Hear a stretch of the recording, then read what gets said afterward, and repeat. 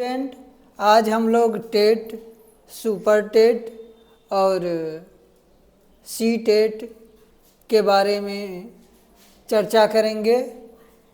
जो TET, C TET, super TET है उसमें बाल मनोविज्ञान का बड़ा रोल है।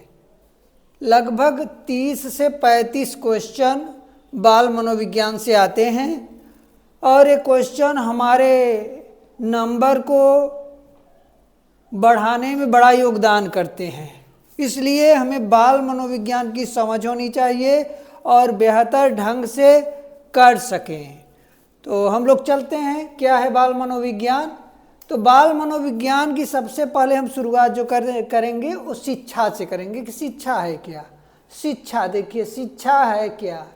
शिक्षा जो यह शब्द है यह शिक्ष धातु, शिक्ष धातु में अप्रत्यय लगाने से शिक्षा बनता है। शिक्षा का अर्थ होता है सीखना और सिखाना।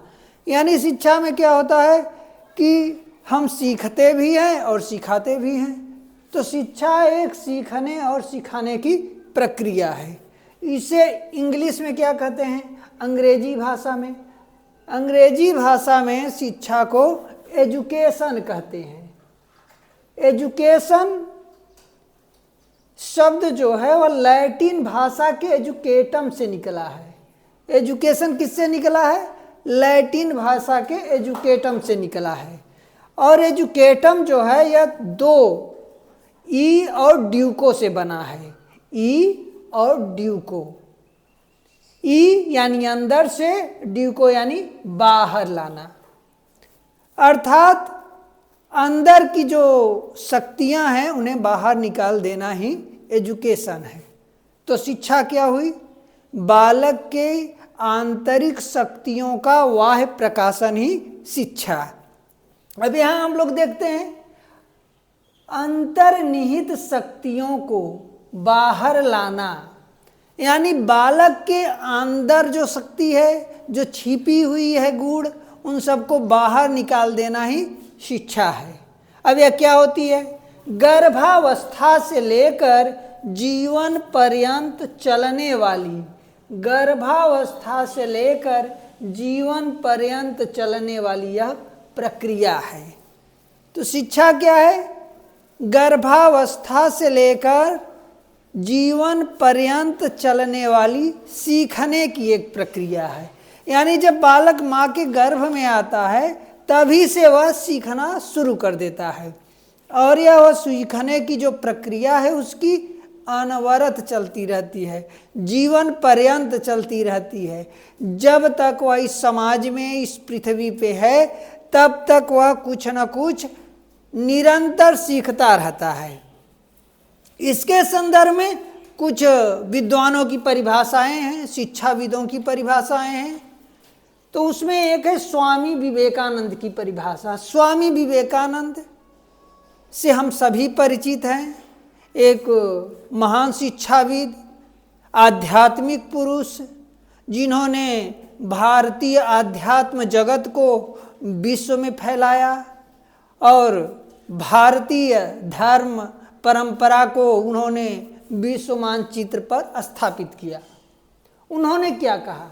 उन्होंने कहा बालक में पूर्व निहित, बालक में पूर्व निहित पूर्णता को अभिव्यक्त करना ही शिक्षा है। अर्थात बालक के अंदर जो शक्तियां हैं, उसके अंदर जो शक्तियां हैं उनको व्यक्त कर देना, यानी बाहर निकाल देना ही शिक्षा है। विवेकानंद जी के अनुसार गांधी जी क्या थे? एक राजनीतिक विचारक थे, शिक्षाविद थे, आध्यात्मिक पुरुष थे। भारत की स्वतंत्रता में उनका एक महत्वपूर्ण रोल था। उन्हीं के नेतृत्व में भारत को स्वतंत्रता प्राप्त हुई। तो इन्होंने भी शिक्षा के संदर्भ में अपने कुछ विचार रखे थे। इन्होंने जो अपना विचार दिया था शिक्षा के संदर्भ में, वह दिया था कांग्रेस के वर्धा अधिवेशन में। इस अधिवेशन में इन्होंने शिक्षा के संबंध में जो बातें रखी उन्हीं बातों को गांधी जी के शिक्षा दर्शन माना गया। इनकी जो परिभाषा है, शिक्षा से मेरा अभिप्राय बालक के शरीर, मन, मस्तिष्क तथा आत्मा के सर्वांगीण एवं सर्वोत्तम विकास से है। गांधी जी कहते हैं कि बालक का शरीर, उसका शरीर विकसित हो, उसका मन विकसित हो, उसका मस्तिष्क विकसित हो तथा आत्मा भी शुद्ध हो, तभी उसका सर्वोत्तम विकास हो सकता है। किसी भी राष्ट्र के लिए जब उसके बालक विकसित रहेंगे, बुद्धिमान रहेंगे, शारीरिक रूप से मजबूत रहेंगे, तभी वह राष्ट्र प्रगति कर सकता है। अब हम लोग पाश्चात्य शिक्षाविद पेस्टोलॉजी के बारे में बात करते हैं। पेस्टोलॉजी क्या कहते हैं? पेस्टोलॉजी कहते हैं शिक्षा वह प्रक्रिया है। शिक्षा क्या है? शिक्षा वह प्रक्रिया है जिसके द्वारा बालक अपनी आंतरिक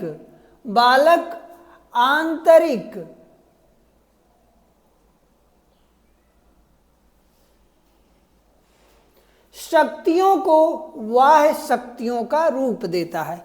यानी बालक के अंदर जो शक्ति है, उसके अंदर वो शिक्षा के द्वारा बाहर निकाल दिया जाता है, तो बालक उन शक्तियों का अपना प्रयोग करता है, समाज में रहता है, बेहतर ढंग से जीवन जीता है और समाज और राष्ट्र के प्रगति में योगदान देता है। उसी तरह हम लोग आगे देखते हैं जॉन डीवी के बारे में। जॉन डीवी भी एक शिक्षाविद थे, पाश्चात्य शिक्षाविद थे। इन्होंने भी अपनी विचार दिए शिक्षा के संदर्भ में।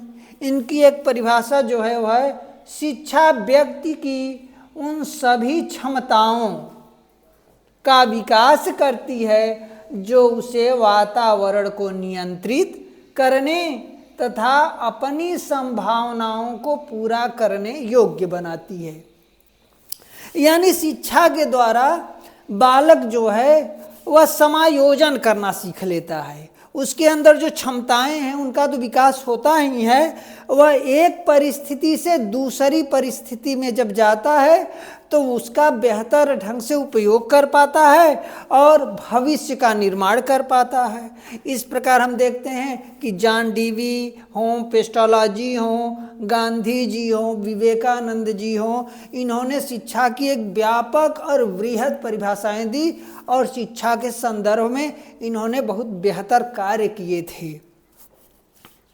शिक्षा अनवरत चलने वाली प्रक्रिया है। उसी तरह गांधी जी बालक के मस्तिष्क पे जोर देते हैं, उसके आध्यात्मिक विकास पे भी जोर देते हैं। आत्मा क्या है? आत्मा यानी आध्यात्मिकता से जोड़ना, परमात्मा से जोड़ना।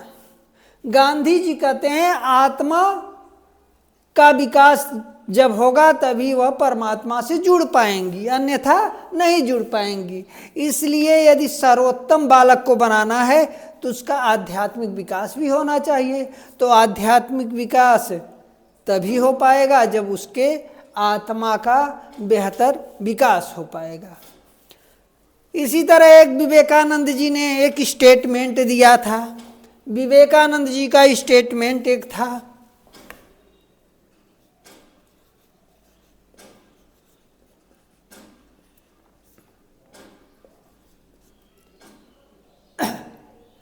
विवेकानंद जी कहते हैं बालक को गीता के ज्ञान की अपेक्षा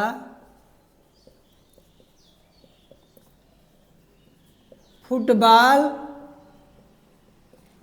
का खेल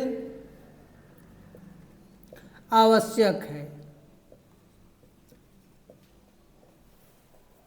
विवेकानंद जी यह बात क्यों कहते हैं?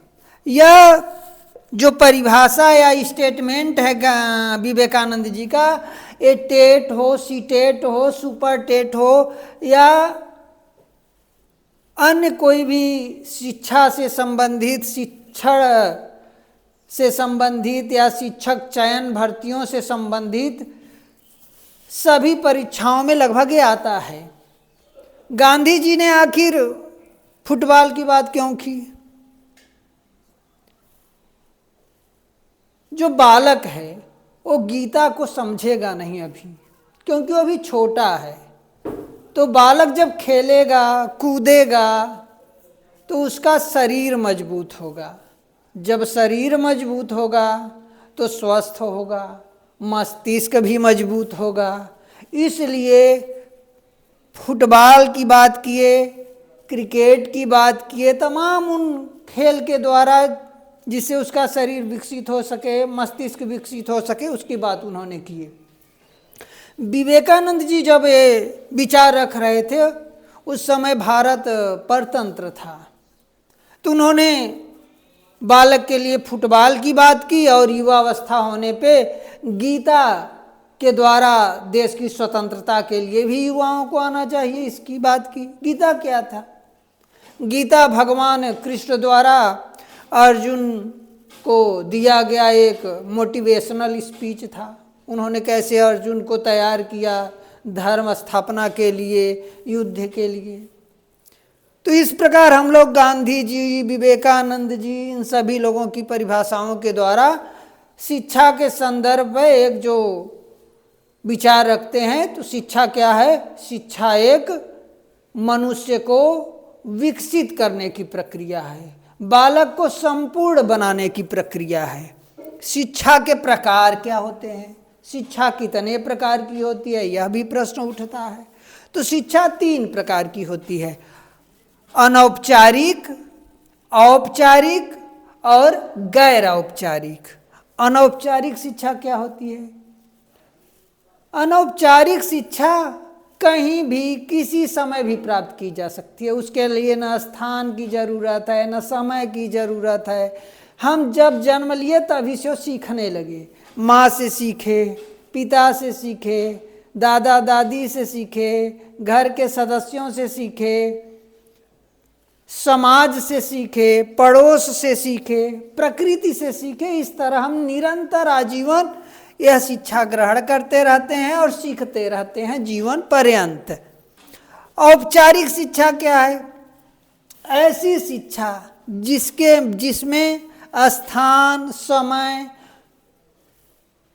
निश्चित होता है, एक शिक्षक भी निश्चित होता है जो आपको शिक्षा देता है, और यह हम विद्यालय, विश्वविद्यालय, स्कूल, कॉलेज, अन्य संस्थाओं में इस शिक्षा को हम प्राप्त करते हैं। और इस शिक्षा को प्राप्त करने के बाद एक समय बाद हम वहाँ से निकल आते हैं, समाज में जाते हैं, अपने कार्यों को संपादित करते हैं। इस तरह एक बेहतर जीवन, बेहतर समाज का निर्माण करते हैं, बेहतर राष्ट्र का निर्माण करते हैं। अब तीसरी क्या है? गैर औपचारिक, जिसे निरौपचारिक शिक्षा भी कहते हैं। यह क्या है?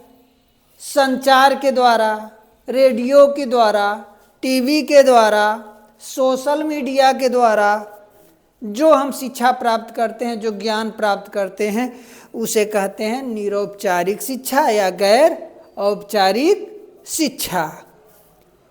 इसके लिए एक मुक्त विश्वविद्यालय भी होते हैं। मुक्त विश्वविद्यालय ऐसे विश्वविद्यालय जहाँ हम यदि नौकरी करें फिर भी शिक्षा ग्रहण कर सकते हैं, कहीं भी दूर हैं तो वहाँ से भी शिक्षा ग्रहण कर सकते हैं। तो इस तरह इस 3 प्रकार की हमारी शिक्षाएं होती हैं जिसके द्वारा समाज का निर्माण करने का प्रयास किया जाता है, राष्ट्र का निर्माण करने का प्रयास किया जाता है और विश्व में बंधुत्व की भावनाओं को भी प्रचारित और विकसित करने का प्रयास किया जाता है। इस प्रकार आज हम लोग शिक्षा के बारे में जाने। अगले दिन हम मनोविज्ञान को जानेंगे। अब इसी के साथ ये टॉपिक समाप्त होता है। आप लोग सब्सक्राइब जरूर करिएगा।